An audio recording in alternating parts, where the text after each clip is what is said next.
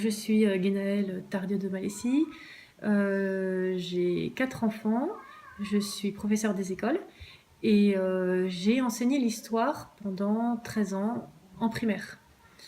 Je l'ai enseigné du CP au CM2 et petit à petit, pendant ces années d'enseignement, j'ai créé ma propre méthode. Je raconte l'histoire comme on raconte des histoires. Mon objectif, c'est de faire vibrer les enfants, c'est qu'ils aiment l'histoire. J'ai finalement créé des livrets adaptés à chaque âge. Donc, le livret d'histoire CP, voilà. Le livret d'histoire CE1, ce sont des petits livrets parce que les enfants ont des petites mains, tout simplement. Après, les mains grandissent. Livret d'histoire CE2, qui est un petit peu plus conséquent aussi. Après, en CM1, on a 2 livrets. Donc la préhistoire, l'Antiquité et le Moyen-Âge. Et en CM2, 2 autres livrets, les temps modernes et l'époque contemporaine. J'ai organisé l'ensemble des cours d'histoire de façon à ce que les élèves revoient l'ensemble de la chronologie 4 fois pendant tout le primaire.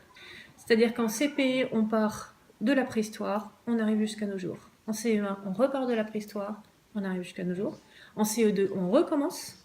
Et après, en CM, on s'arrête à la fin du Moyen-Âge en CM1 et qu'on reprend donc au début des temps modernes en CM2 pour aller jusqu'à nos jours. Au début de chaque livret, vous avez une frise chronologique, le tableau avec les caractéristiques de différentes périodes. Cette chronologie, elle est rappelée aussi à chaque page.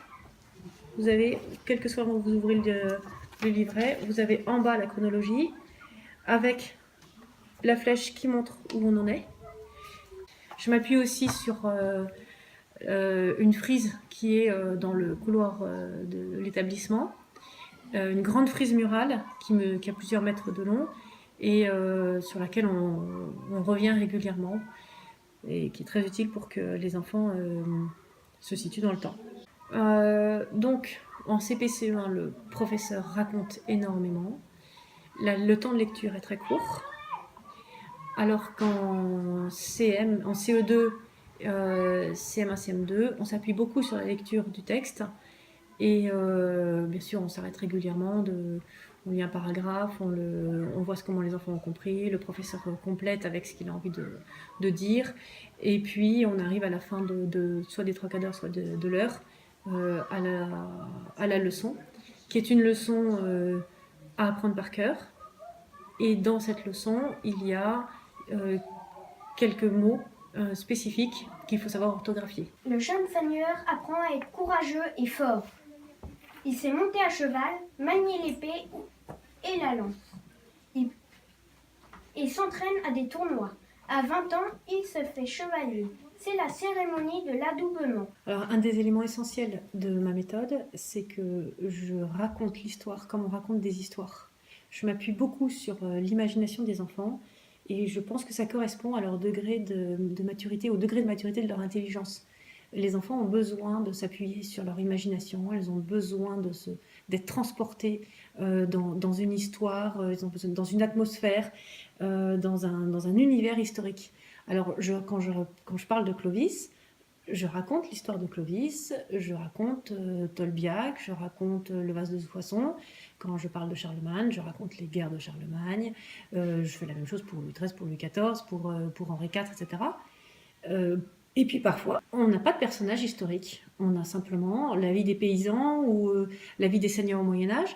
Alors, je prends un paysan particulier, je lui donne un nom, et je raconte quand il va cultiver son champ, je parle de son cheval, je parle de ses relations avec le seigneur, lorsqu'il va utiliser le four, le moulin, etc. Donc c'est le quotidien de ce paysan que les enfants vont apprendre.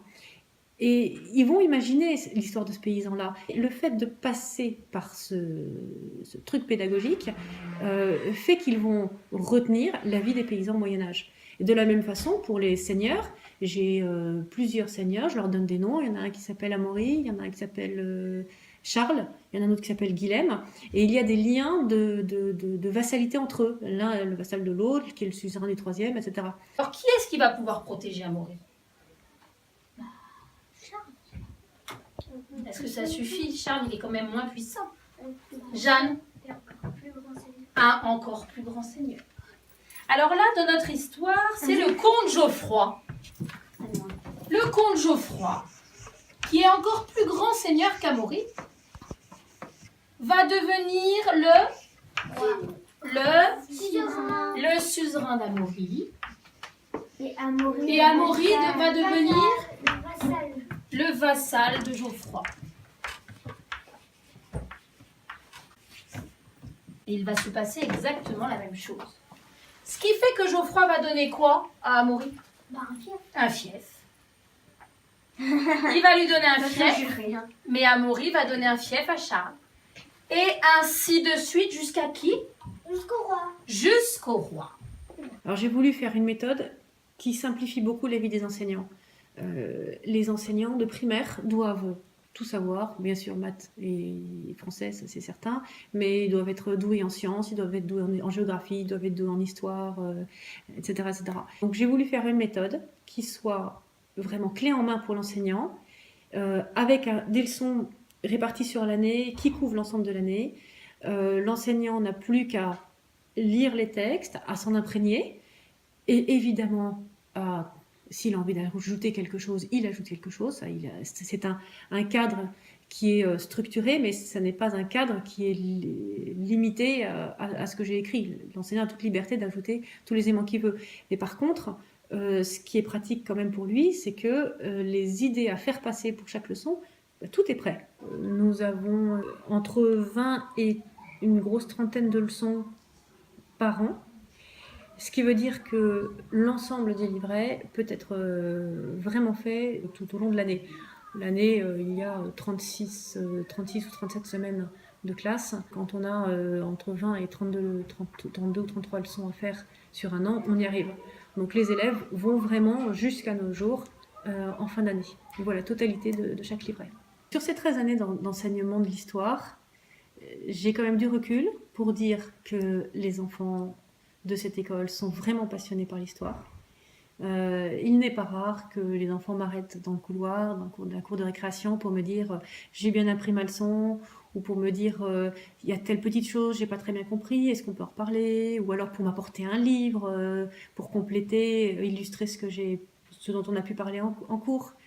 Il n'est pas rare non plus d'avoir des parents qui viennent me voir en me disant mais c'est formidable parce que grâce à vous on apprend on apprend de l'histoire en même temps que nos enfants, donc ça fait toujours plaisir, ou qui me rapportent des conversations des enfants eux-mêmes qui parlent d'histoire à d'autres occasions en dehors du cadre scolaire. Moi je voudrais faire prendre conscience aux enfants qu'ils sont un maillon d'une grande chaîne. D'ailleurs dans la frise qui est dans le couloir, la dernière image c'est une photo de classe, pour leur montrer qu'ils sont là, eux aussi, et qu'ils sont à la fin de cette grande frise qui se termine par une flèche. Ils sont un maillon de cette histoire. Donc, ils comprendront mieux le présent s'ils connaissent l'histoire. Et souvent, pendant leurs vacances, ils me disent « Ah ben, j'ai été au Louvre, j'ai vu la Joconde, j'ai été visiter le château de Versailles. » Et ils sont toujours contents de le dire. Connaître ce patrimoine français, c'est source de joie et source d'attachement à son pays. Voilà, je trouve que là, on a gagné quelque chose. J'aime bien l'histoire parce qu'on parle des rois de France. J'aime bien les dessins. Parce qu'on apprend des choses de notre pays. Parce qu'on lit, ça raconte notre pays. Parce qu'on peut savoir les personnes qui sont mortes pour la France et ça fait du bien de nous dire que notre pays est en paix. Parce que il y a des batailles et il y a des inventions. Moi j'aime bien les cours d'histoire parce qu'on apprend des nouvelles choses. Moi j'aime bien les cours d'histoire parce que les professeurs ils expliquent bien, parce que c'est intéressant. J'aime bien l'histoire parce que c'est bien.